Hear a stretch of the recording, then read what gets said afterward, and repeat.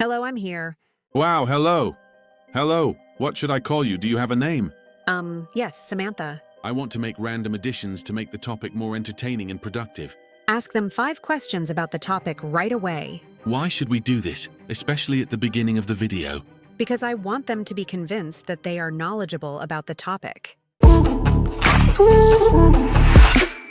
From left to right, where have the candle prices opened? I'm confused.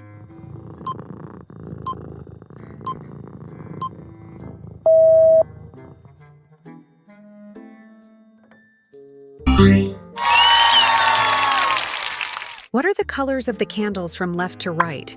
I believe it's B.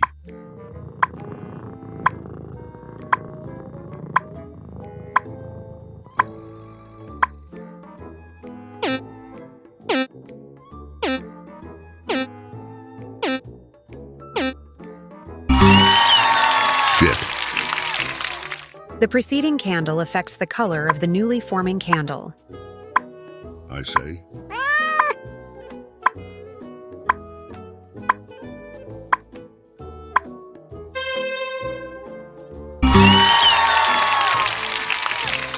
Which ones are the high-volume candles? B, B, B, B, I think B.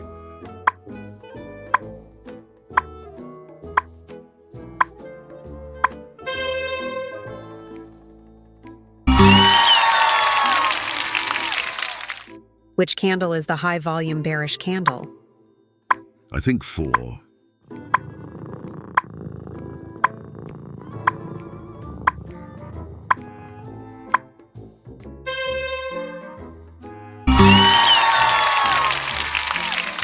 The opening and closing points of candle prices you mentioned in the first question, Samantha, can be confusing at times. Show me something that clears it up for good, so I won't have any confusion on this matter again. Can you do that? I agree, it can be very confusing. Of course. As long as you remember the visual I'm about to show you, this won't be a problem for you anymore. I want you to imagine tossing a coin into the air.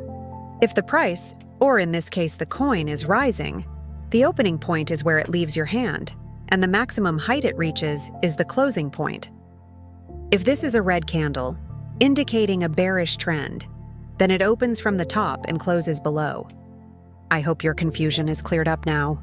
Yes, it's quite easy. I can remember this. In the second question, you asked us to predict the colors of the neutral candles. How can I do that? If you recall, the first candle was green. Let's set aside this visual as a reference. The green candle opened from below and closed above. The next candle closed below the opening point. It's a red candle, opening from above and closing below. The third candle also closed below the opening point. It's a red candle. The fourth candle closed above the opening point, so it opened below and closed above. It's a green candle. The 5th, 6th, and 7th candles all closed below their opening points, so all 3 should be red. As I mentioned, if you remember the visual, even if you can't see the colors of the candles, you can still determine which candle is which. In the third question, you mentioned that the preceding candle would not affect the price of the next candle. Could you please explain? Of course. The preceding candle closes at a certain price point, and the next candle takes over the price from where it closed. It's like passing the baton in a relay race.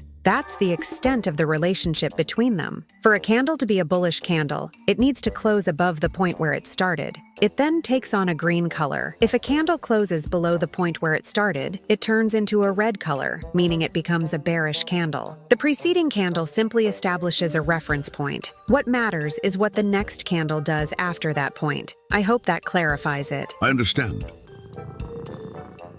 The fourth question was about candle volumes. Don't we just need to look at the bodies of the candles when it comes to candle volumes? The colors of the candles are insignificant. The wicks and bodies of the candles are evaluated together. The larger the distance between the upper and lower wicks, the more voluminous the candle is. For example, in this case, these 3 candles are high-volume candles. The others, on the other hand, are low-volume candles. The fifth question was about high-volume bearish candles. Could you please explain exactly what you mean? Of course. I want you to mentally divide this wick into 4 equal parts. Let's give a name to each of these 4 parts now. Let's call the upper 2 parts Bull and High Volume Bull, and the lower two parts, bare and high volume bare. Where the candle is extinguished, you can evaluate the candle based on the region it is in. Here, colors become less important. Regions are crucial. Regions tell the truth, not colors. You're welcome, Samantha. That was all the questions. No. Finally, I also want to ask a question.